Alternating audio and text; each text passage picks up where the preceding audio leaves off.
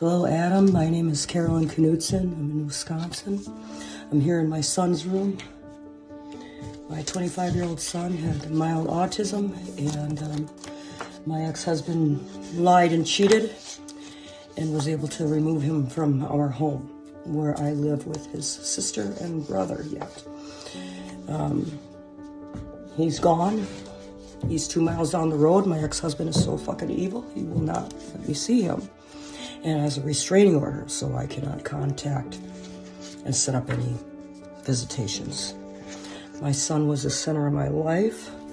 He had no say in him moving. He was prom king. And I miss him so bad that I can hardly breathe. He had friends, he was social, and he was my buddy. And I want to tell you, thank you for urging Jamie to go public with her story. Because I'm telling you, this feels like murder. And if we get enough people together, we can change things and reunite us with our loved ones. Because we never, ever deserved to lose our kids. Thank you. Hi, my name is Marina Rabajovsky, and I have a story, and I've gone through hell for months now. Technically, the last time was on January 17th, which was my last court date. I have 3 kids, 2 boys and a girl. Both my girl and my boy are 11, and my youngest just turned 4. I ended up losing my children, and I ended up having visitation rights to them because my oldest son kept going to his counselors and to people to try to reach out and get help because of their father, who is mentally, verbally, physically abusing them. So CPS got involved, and for some reason they absolutely hated me. So they ended up at the end siding with Dad, and they ruled that it is in the best interest for my children to live with Father. So I ended up losing custody and 50-50 joint legal. As I said, now I have weekly visitations with them. I see them 2 hours at a facility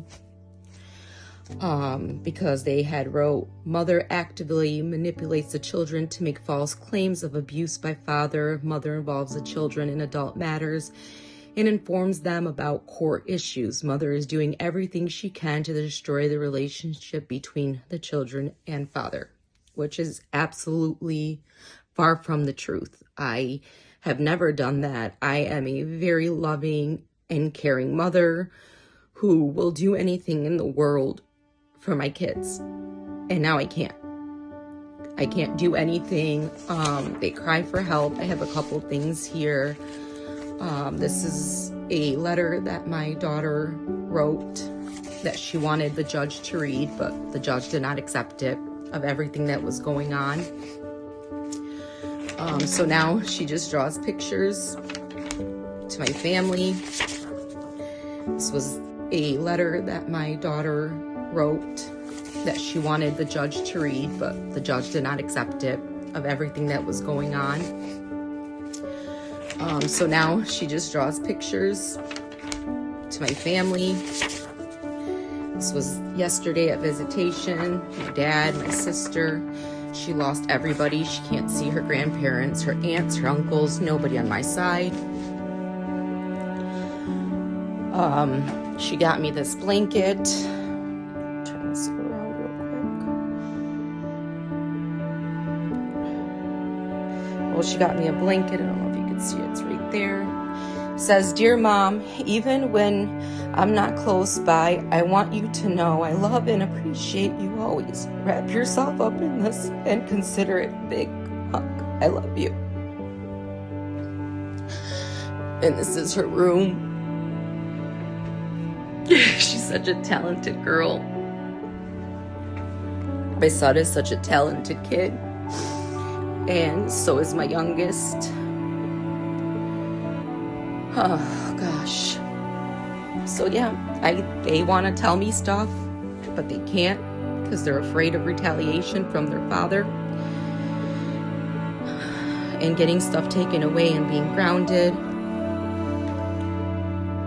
Their father does nothing but talk down to me, take phone time visitations away from me and everything. And the only thing I want is my kids back home. They were ripped away from me for no reason at all. My lawyer, everybody, pretty much everybody. When they heard the story, they were just like, there's no way that this happened. And it did, because people know what kind of mom I am. Whew, this is a very hard thing to talk about. I missed my son's 4th birthday. I missed my daughter's 11th birthday.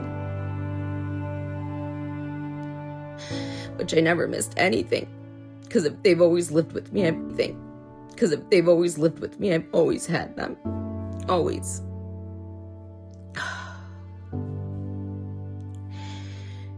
Because of you pushing Jamie to share her story, I'm grateful for you. You motivating her has pushed me and many people to come forward with her.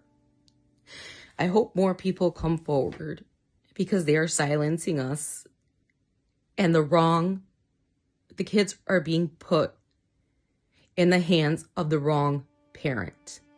I would never, ever, ever wish this upon anybody. I wish I could say that me and Dad have a great co-parenting relationship. We're great. We're this. It's embarrassing. It's embarrassing to sit there and talk about what type of person he truly is.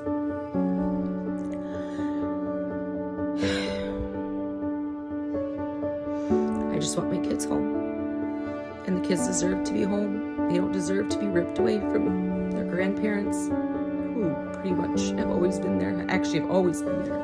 Their aunts, uncles, their great-grandma, their cousins, their friends.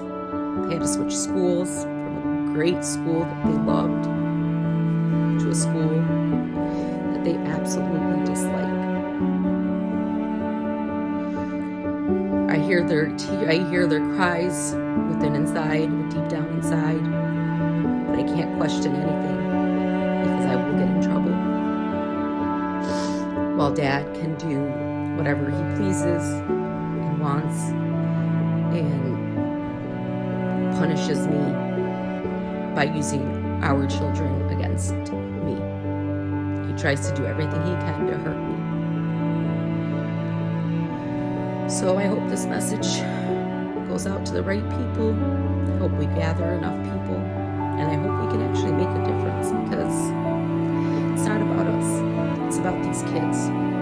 These kids that are being destroyed, taken away from the place that they called home. Hey, my name is Elizabeth Nelson, and I have a story. I am a mother of 5, and I survived over 17 years of domestic violence, coercion, control, institutional betrayal, and systematic failures that have shattered my faith in justice. I married my abuser in 2007, and the abuse began the very same day we were married.